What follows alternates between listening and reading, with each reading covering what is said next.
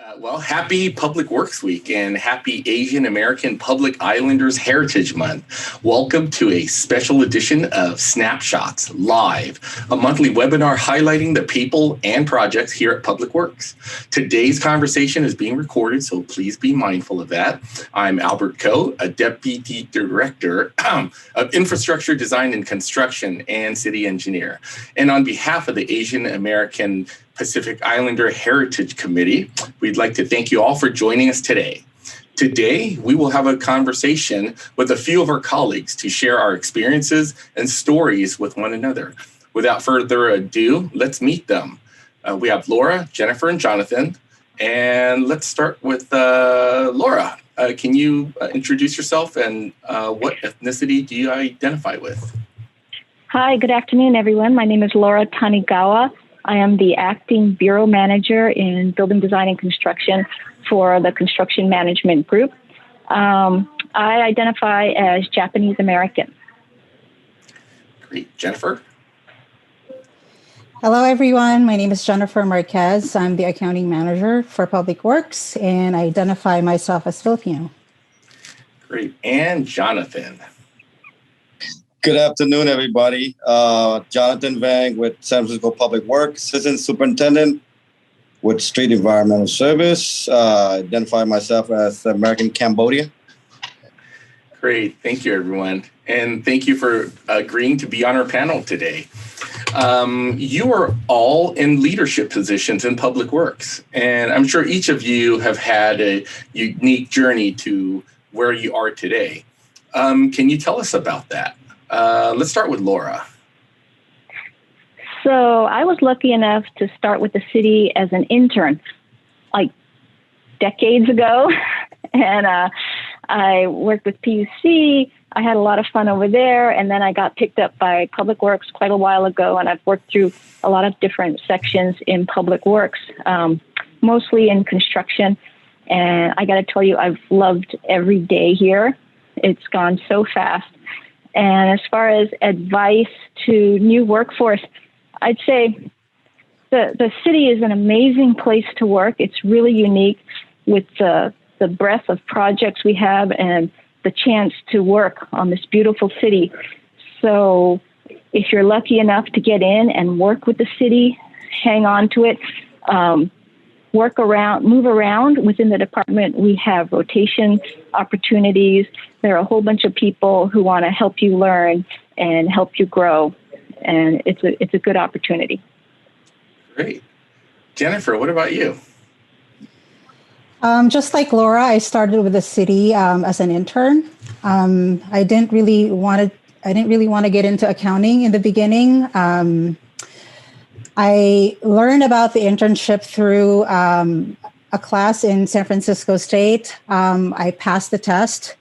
And so from there, I got promoted through the accountancy series. And here I am now, accounting manager for Public Works. Great. Any advice for the new workforce coming in? So just like me, in college, I wasn't really interested in accounting until I got to do the work. My advice is to really get to know the field first before you decide to kind of set it aside. I didn't take accounting in my bachelor's degree because I thought that it was just too boring. But here I am now, I'm doing that work. So it's important to really get a feel for the work before you decide. Great. What about you, Jonathan? Well, yeah, I started with the city in 1996.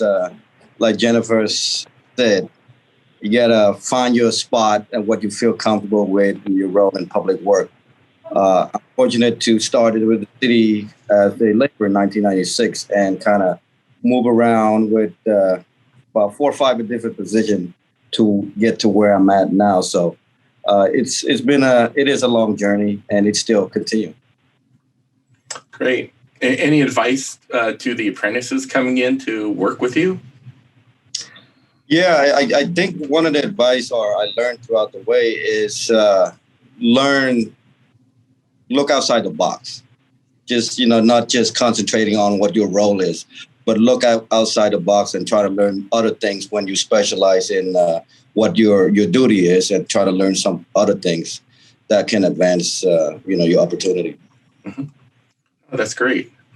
Well, I think the work environment is a little different than when you guys came in back then. Nowadays, we're looking at diversity, equity, and inclusion. And when we're more mindful now of implicit biases and, things that affect hiring and, even careers, it wasn't like that when you first started. Can you tell us about, how your ethnicity affected your journey through your career? Anyone could jump in on that. Well, I didn't notice any effect. I certainly had barriers and difficulties to work through. I don't know if it was, it could have been a lot of different things. I don't know if it was related to my ethnicity. I didn't feel like there was anything explicitly ethnicity related that I had to deal with. And Laura, you're kind of like in double jeopardy because you're also a female in a construction field where it's traditionally men. How did you handle that? Right. Yeah. So if someone's giving me a hard time, I don't know, is it because I was female, because I was Asian, because I'm petite? Is it because I looked really young? I don't know. It could have been a lot of things. Whatever it was, I dealt with it. If I needed support from the main office or higher ups, I always had that support. I knew I had the backup if I needed it. And so now looking forward, I'm always on the lookout. Like, is there anybody having a problem? Let's talk about it. Let's work through it. That's great. Thanks, Laura. Jennifer, you're a double minority too. Tell us about your experience. So for me, I don't think my race had any influence on the type of career, on my profession, but I can definitely say that my background or my culture had influence on what profession I choose. So I grew up in the Philippines. I wasn't born here in the US. And coming from a third world country, I was always told that, choose a profession that can pay the bills and can help the rest of the family. So I was, very conscious of that when I went to college. So to me, that's the biggest influence of what I do now. So, growing up in the Philippines, that's kind of ingrained in my brain to make sure that if I had the opportunity to come to the US, that, I do everything I can to seize that opportunity to, and that influences my work ethic that, it can be seen now. Was it a big shock coming over to the States? Yes. So I was an exchange student when I was 17 years old. I was part of the Rotary International exchange program. So I was born in Manila, which has 1 million people, and I was sent to New Milford, Pennsylvania, that had one high school and a predominantly white community. So yes, I experienced being a minority and the only Asian in my high school when I was 17. But I think that experience really, helped shape me and change my perspective on how I view others and, just respecting others' differences and, knowing what I know growing up in the Philippines and comparing that to the culture that I experienced in back then when I was 17, and being able to live with an American family and, experience the life of an American teenager, which was great. I met a lot of people. I met a lot of students around the world. So, yep, I've had that experience many, many, many years ago. Great. Thanks, Jennifer. What about you, Jonathan?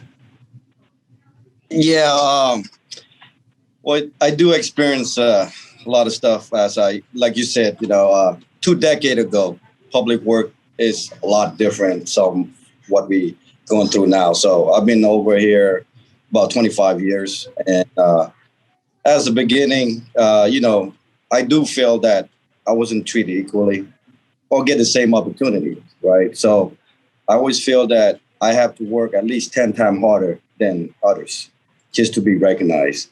So I kind of work my way and learn as I go, and, move on to others to give myself a better opportunity. So I do experience that.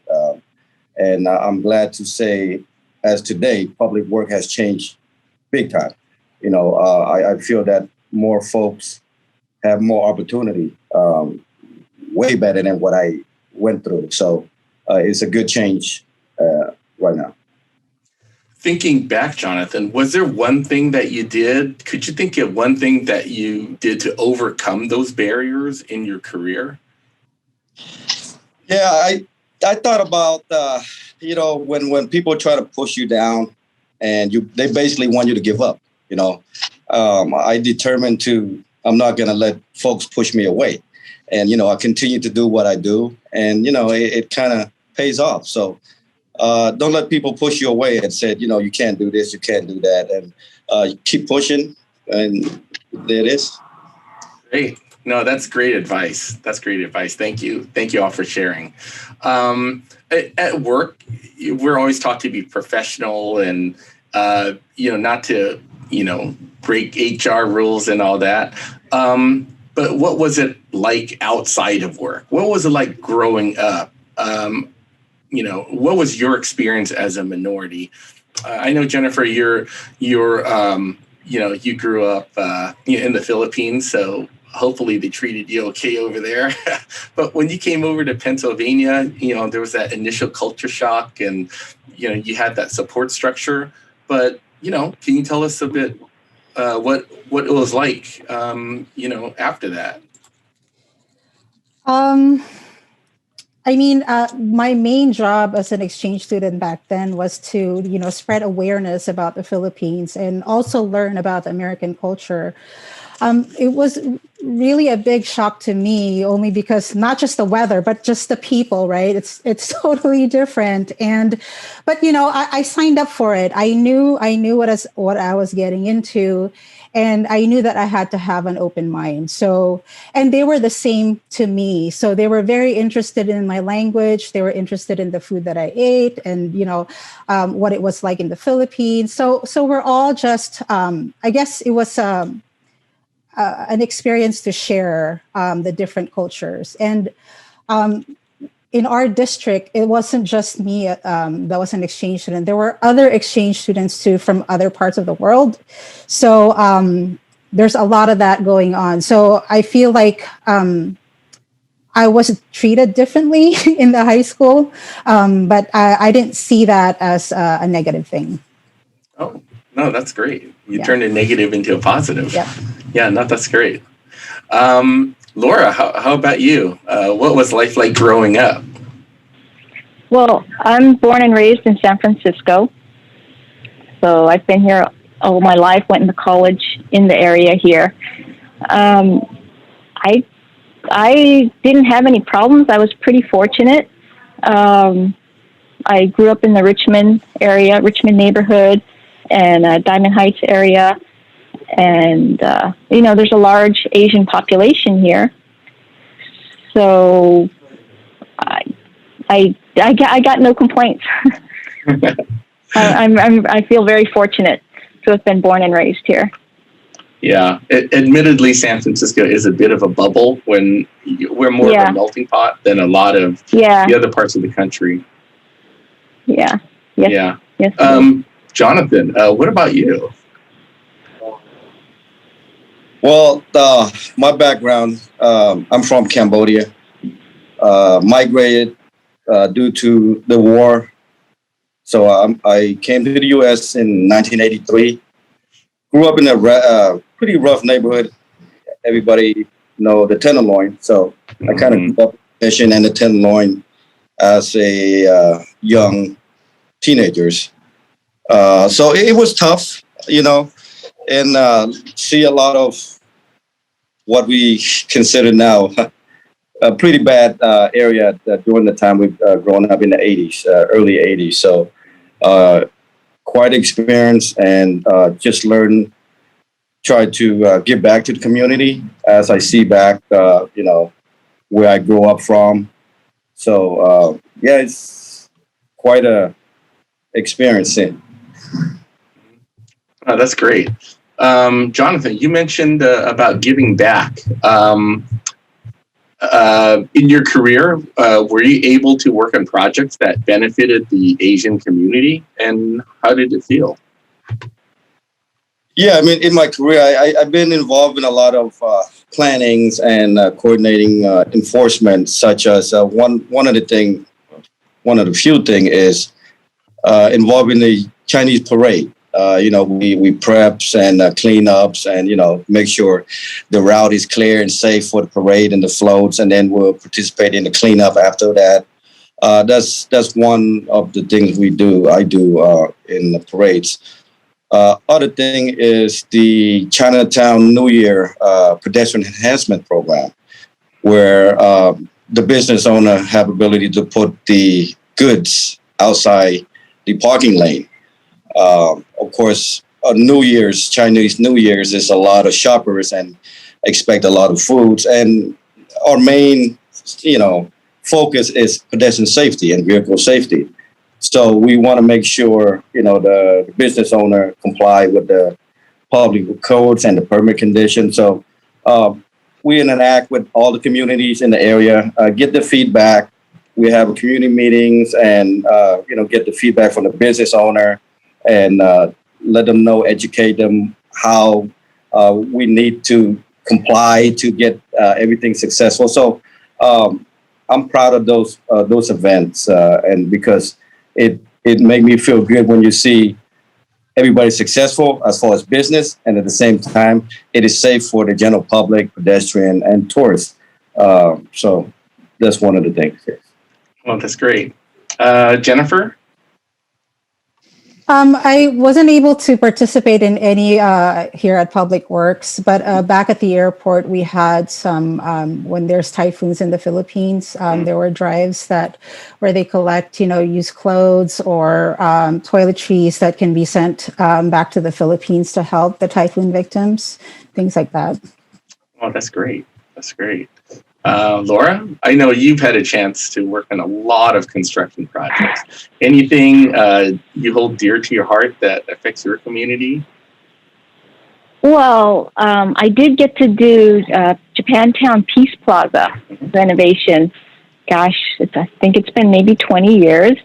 And that was a real treat to actually get to go to Japantown and help rebuild the heart of it. Where my family used to take us kids to see like Cherry Blossom Festival every year. It was such a treat to get to go there and renovate that plaza. And actually we have a new one in design getting ready to come out soon. So hopefully I'll get to work on renovation number 2 out there. And then you and I, Albert, we did Chinatown Rec together quite a while ago. We did. Right? And let's see, I got to work on a health center in Chinatown, and we have a new renovation coming for that soon. And through work, not really a construction project, but through work, I got to be in the Dragon in the Chinatown parade, right? That is a connection that we got through work. That was a real opportunity. And then we have, the Washington Square, for all the parks. I think we get the best part of it, to get to work on the parks and the plazas and the community centers in the Asian neighborhoods in Chinatown, Japantown, and the other neighborhoods.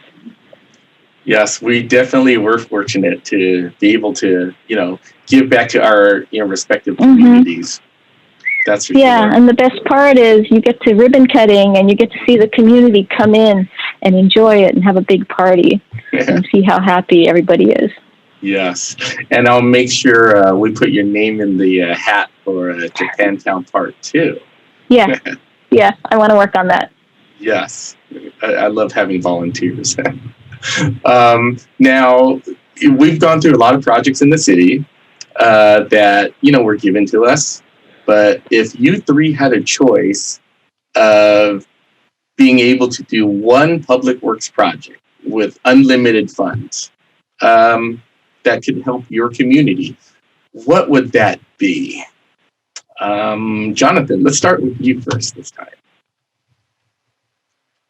Wow, Albert, unlimited fun, huh? Not $1 billion, maybe just a few million. Oh, wow. Yeah, no, I can't really think too much off of my top of my head, but I know as like I was growing up in the Tenderloin, area need a lot of attention. I mean, as far as infrastructure, homeless, after school programs. So I have a lot of ideas, or, when you say unlimited funds, I can go a lot of way, but I would put a lot of a program for youth in the community, just to give them a chance to see what a possibility for them, and of course clean up the area so they can enjoy the area for itself. Oh, that's great. Laura, what do you think? Well, for let's see, if I had endless money, I think I would go do a lot of renovation in Chinatown. It's such a dense neighborhood, and there's so much foot traffic in there and vehicle traffic, and I know we put a lot of effort into it already, like Spofford Alley and such, but I would keep going out there. I think I think for the investment, it makes a lot of impact to put it in there, because of all the public interest in that area, because of the high attendance right there. Mm-hmm. Yeah, definitely. You get a lot of bang for the buck. It's so dense that $1 because it's so dense. Yeah. Yeah, and they certainly need help in this time. Jennifer, what are your thoughts? Unlimited money. Maybe because I was an immigrant once and I started out from, I would create a program for families that have just immigrated to the U.S., maybe provide housing, support, education for the kids, to help them get started, living in the U.S., some kind of project like that, because that's, based on my experience, that's a difficult part to go through when you're starting out. Yeah, that's always the hard part. When you're in a new world, you don't know where to begin because everything's so foreign. So that's a noble cause. Yeah. Great. Now, switching gears a little now. I want to know, and I'm sure the audience will want to know a little bit more about your culture. Can you tell us what your favorite dish is and what a dining experience is like in your respective cultures? Who wants to start first? Laura, you like to eat. Well, I'm like third generation, fourth generation, so I've kind of lost touch with a lot of the culture. I like sushi. I want to make a pitch for AG, EIJI, on Sanchez Street, where I'm really excited to get back in there now that we're reopening up again. It's a tiny little place, and the food's really good, and the sushi, and they make some unique dishes. There aren't a lot of places that I know of that have like Japanese dishes aside from sushi. So I'm always looking for a good place for that.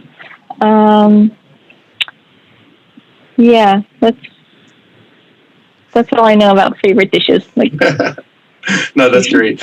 As part of AAPI month celebrations, we actually had a food week in the first week, and I'm wondering if Nikki can share that list that we generated of everyone's favorite places. And there was a poll out this month, and in case you missed it, there was a compilation of the winners, where everyone most frequents and what everyone's favorite is, and if we could find that somewhere, Send it out. That'd be good. Everyone will get a chance to try, some things out. So look to that. Jennifer, what about you? Favorite food is whatever my mom cooks. It just brings me back to my childhood. But Filipino food is more of a mix of, Spanish and Chinese cuisines melded together. Usually in the Philippines, we like eating using our hands. We pick up the rice and, in a banana leaves. So we call it the burro fight. Everyone just sits on the table without plates, just the banana leaves laid out on the table, and we just eat. You'll have rice and food in the middle. And mostly, it's not about just the dish. It's the fruits that we have in the Philippines that we don't have here that I really, really miss very much. Oh, that's great. Yeah, I mean, yeah, it's a lot of tropical fruits that, I'm longing to taste again. No, that's great. I guess you don't have to worry about who gets to do the dishes at your house then, huh? What about when you came over to Pennsylvania? And what was that like? And it must have been a shock. Like, what is this? And did you pick up any favorites? Well, first thing, they didn't have any rice. So in the Philippines, we eat rice for breakfast, dessert, lunch, and dinner. So that's one thing I had to adjust to. So yeah, I gained a lot of weight when I was there. I was committed to just, take in the culture and the food, everything. So I ate what they ate. That's how I adjusted living there during my senior year. So I liked it. I mean, yeah. It's different, but I learned to love it. Oh, that's great. Were you able to make a favorite Filipino dish for them by chance? And I'm curious if you did, how did they take it? Oh, no, at that time, I didn't know how to cook. So there wasn't any chance. I mean, I know how to do it now, but they tried to, adapt to what I wanted to. They cooked rice for me on my birthday, but, it's different. But, it was good. Wow, that's sweet. No, that's great. Jonathan, how was your cuisine experience? Culture-wise, Cambodian food is basically very similar to Thai food. So it's a little mixture. And like Jennifer said, whatever my mom is cooking, I'm fortunate that she's still around and, able to cook. One of my favorite dishes in Cambodian food is called Chakrugen. It's pretty much either with beef or chicken, and it's a lemongrass mix and stir fried, right? And it's got good flavor. Of course, a lot of chili. We eat spicy food, and the beef sticks, and one of my other favorite, of course, papaya salad. And those some of the favorite the culture dish that I love, and I'm still eating it every other time. So. Yeah. That's great. Is there, I'm curious about ethnic celebrations. Are there any ethnic celebrations that you look forward to every year? Let's start with Jonathan. Yeah. I'm very fortunate. I celebrate 3 New Years in 1 year. Whoa. So, I celebrate, of course, our New Year's, January 1st, right? Mm-hmm. And my wife is half Chinese, so I celebrate Chinese New Year in February. And in Cambodia, we celebrate our New Year in April. So there you go. I celebrate three New Years. Cambodian New Year's is the same as Laos and Thailand New Year. So we celebrate together. And of course, Chinese New Year and our regular New Year. So those are 3 functions of New Year that I celebrate each year. So 3 New Years a year. Oh, that's great. Any special events that you go to, or anything that special that you do? I mean, I'm more familiar with the Chinese New Year events. The parades and the visiting the temples, and I'm curious about the Cambodian ones. What are they like? I mean, as I was growing up in the U.S., our culture is I feel like it's fading away. our culture as far as like weddings. As is so many different type of way of doing weddings, or just like most wedding take 3 days in Cambodia, at least 3 days of function and process and all that stuff. And I feel that as I grow older and the next generations kind of forget a lot of these stuff. Even New Year's, New Year, what type of function you do, and so on, and going to the temples, just providing the monks the food and stuff like that. Those are very important culture that I feel that we have to kind of preserve and pass on to the next generation. That's great.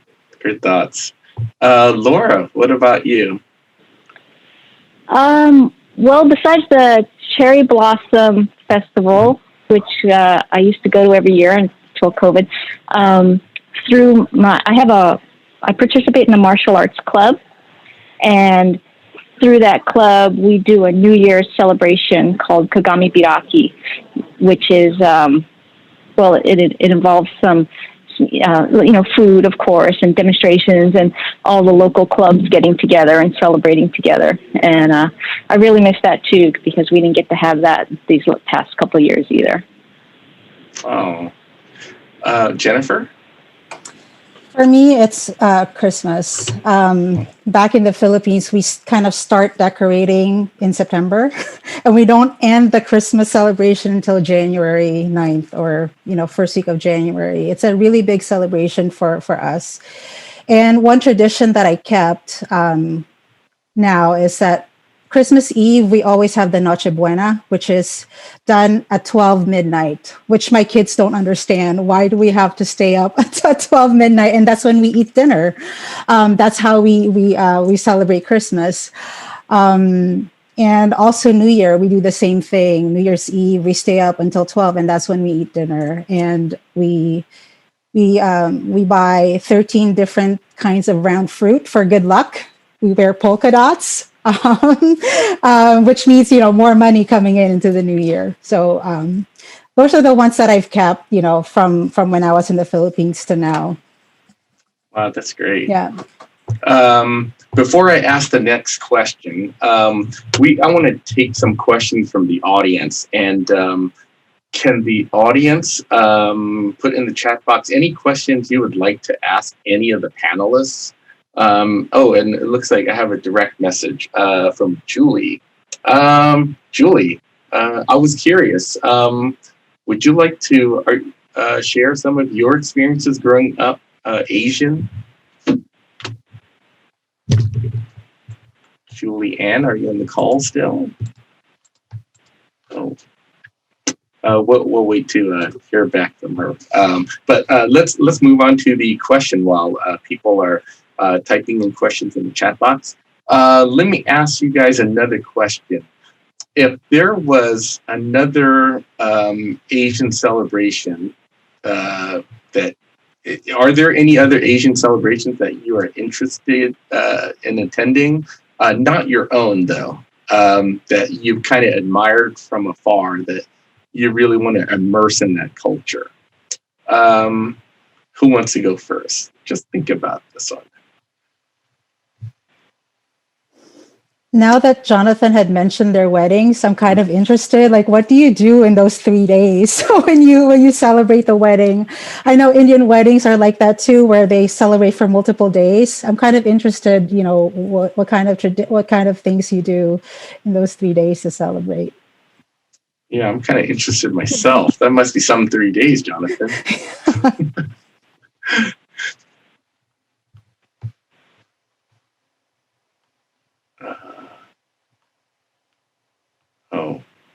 And most of the time, you're actually sitting on the floor, not on the chairs. Oh, that's bad for the back, isn't it? What about you, Jonathan? Any other cultures that intrigue you? Other Asian cultures that intrigue you, that makes you want to check it out? To me, the Japanese culture, I think that is really cool and interesting. So much to learn. Those are, especially the food I love sushi and stuff like that too. But the culture, it's cool. I'll be interested to learn, see more. I absolutely agree with you. Sushi is my favorite food in the world. Laura, what about you? If I were, I think I'm interested in Diwali. I want to find out more about Diwali. Like all the dancing, the food, the henna painting. I really don't know anything about it. It looks so interesting. Wow, interesting. Laura, since we have you, we have a question from the chat box. Can you tell us more about? Yeah, I don't think you can see. Can you see it? I don't see it. Cherry Blossom Festival. Don't worry, I'll read it to you. Cherry Blossom Festival. Can you tell us a bit about that? It happens over 2 weekends, I believe, in April. It's about the time that the cherry blossoms are in peak bloom. And in Japantown, the parade's at the end, but over those 2 weekends, there's a lot of cultural events. There are a lot of outdoor events on the stage in Peace Plaza, and there are cultural events like tea ceremonies where you could go and see a tea ceremony. Jonathan, you should go check it out. And it's like a big street fair. There's, booths, food booths. They close the whole area. There are bands. I'm not sure I'm answering the question.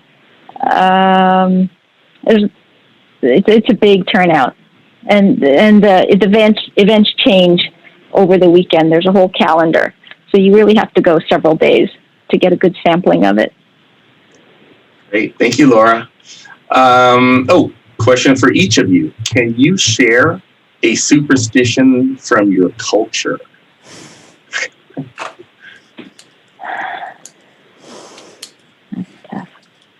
And while you're thinking, I just want to make a note that Jenny put something in the link of what a Cambodian wedding is like, or information on a Cambodian wedding.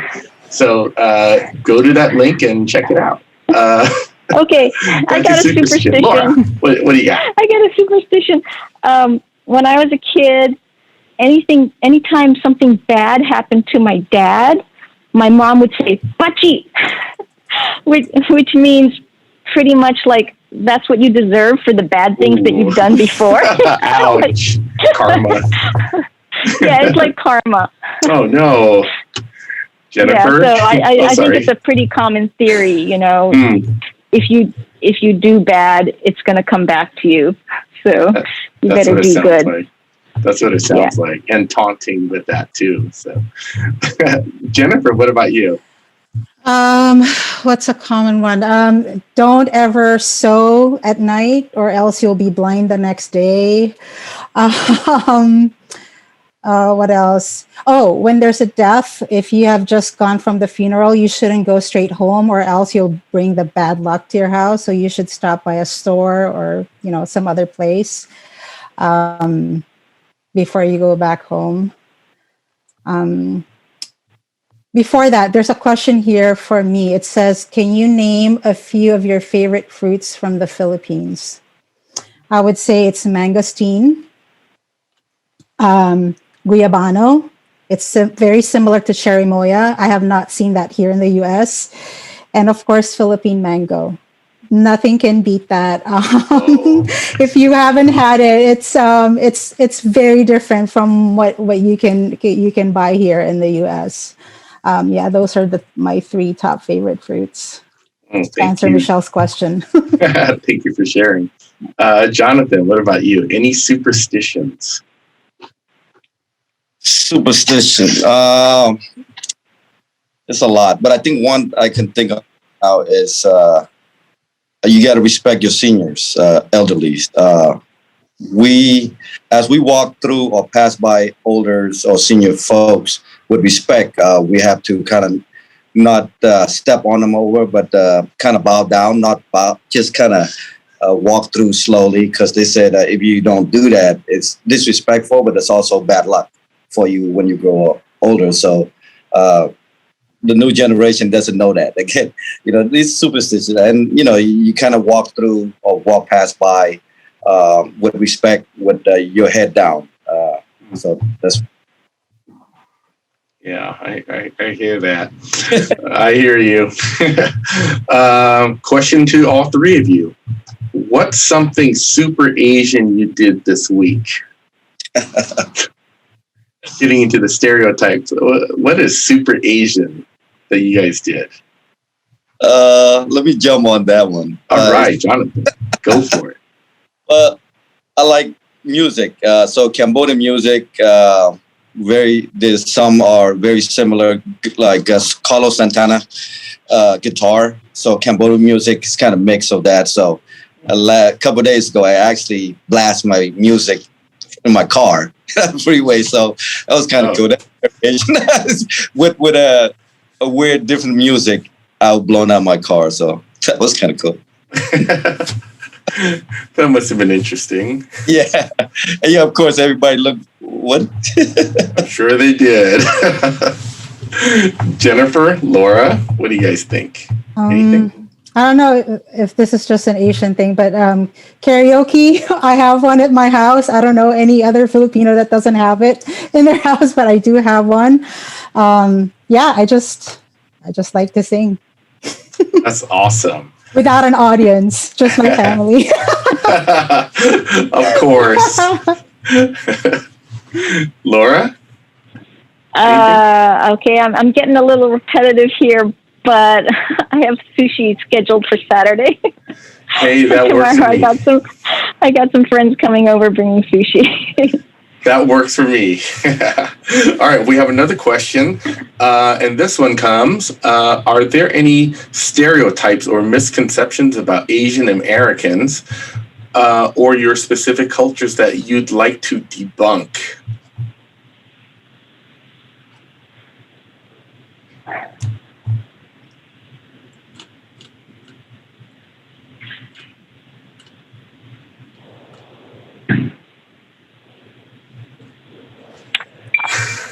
I want to debunk that we're passive. That we're passive and soft spoken all the time, because it's not true. We got fight in us, just like everybody else. Now you're touching upon the model minority question, which is next. So let me hear more from the other two, and then we can move on to that one. Thank you, Laura. Anything you'd like to debunk before I move on to my next question?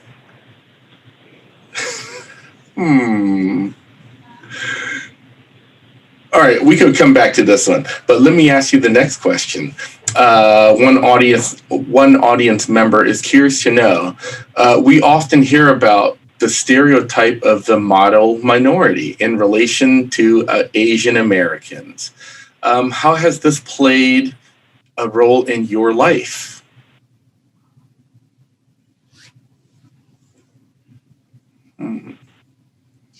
Working hard, earning a lot of money, passive.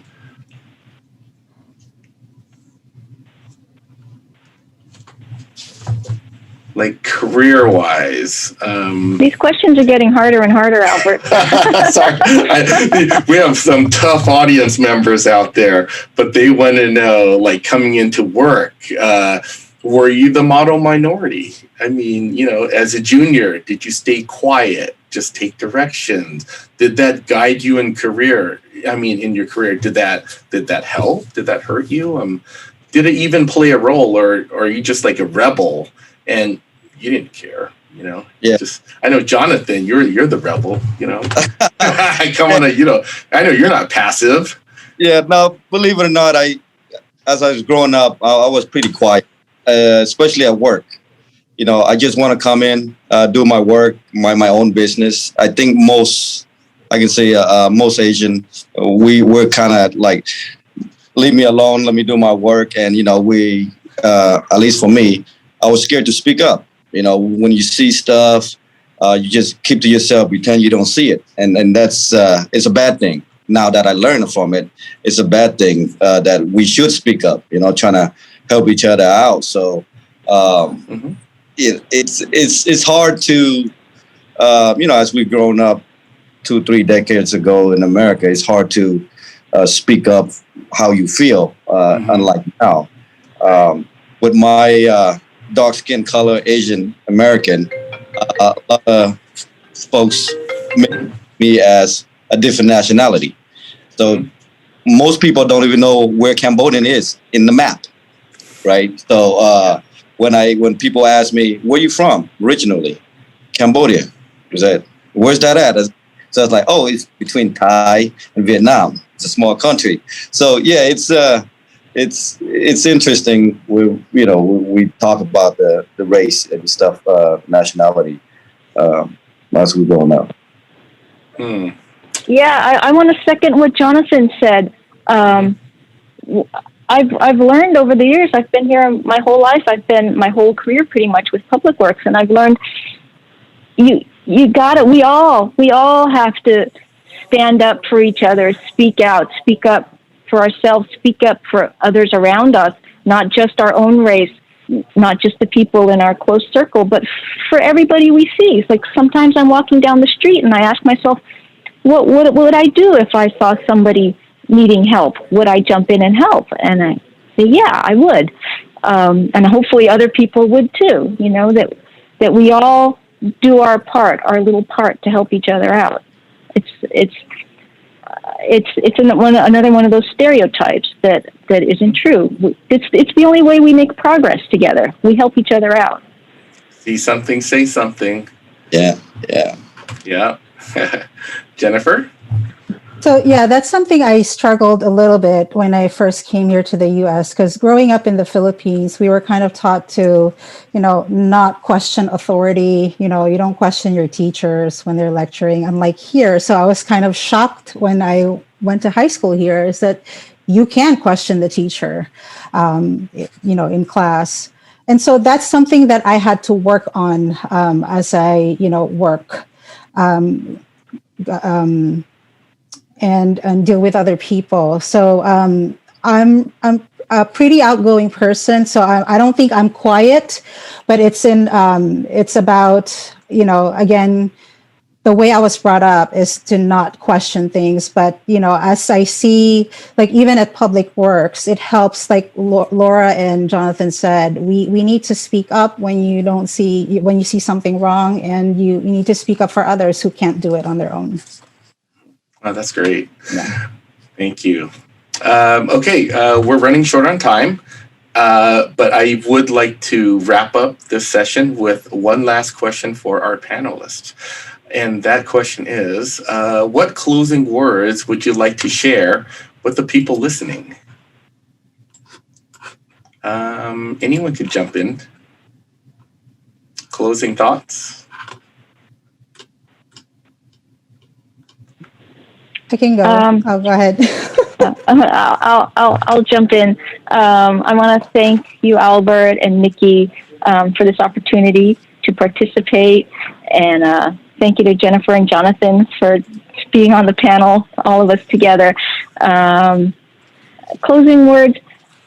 I want to reiterate how fortunate we are to be in San Francisco, to work for this city, to be part of Public Works and part of this team. It's a fabulous opportunity. And that Public Works would have this Public Works Week and this type of event is another sign of what a great place this is to work. Thanks, Laura. Jennifer, ladies first. Sure. Just want to echo what Laura just said. I'm very fortunate to be working in an organization that, values, racial equity and diversity in the workforce. Just going back to my experience before, you can see that we may be different in so many ways. We have a lot different backgrounds, different races, But if you think about it, we're really similar in a lot of ways too. We're all human beings. We all want to be loved. We all, want connection. We all want security. So I think that's a good thought to leave behind. So we're different, but then that's what makes things beautiful, right? We're all different. So that's it. Yeah, we definitely have a lot more similarities than we have differences. And I think it's always a challenge to appreciate those differences and not let those be divisions between us. So thanks, Jennifer. Jonathan, closing thoughts? Yeah, first, of course, I want to piggyback what the lady said. Thank you, and Nicole, for the opportunity to just share our side of the story. And of course, closing, I think, with all this racial injustice going on, it's kind of, the last 3 or 4 years is kind of opened up my mind and eye to see what the surrounding, what we're going through as an Asian American. And, not just an Asian American, but different nationalities and so forth. So my thing at work is that try to teach others what you know and kind of pass along your knowledge, what you know, and not to expect anything in return. Those are one of my commitment, as I learn, as I go. And of course, I'm still learning from everybody else around me, but I try to share my knowledge with who I know at work and try to share that. And for us to speak up, it's a big deal now these days. If we keep quiet and don't do anything about it, the problem's still going to keep going. So if we stand together and speak up and come together, I think we're not just making the workplace better, but actually our whole community better. So that's my last. Great. Thank you, Jonathan. We are definitely not the model minority. And we do have a responsibility to share our knowledge and create a better world for our kids, the next generation. And it's our burden to carry. So thank you all for doing that by who you are. And thank you for sharing. And I think we are out of time. So thank you, everyone, for joining us. Thank you to all our panelists for sharing with us today. And please join us on the third Thursday next month for the next edition of Snapshots Live.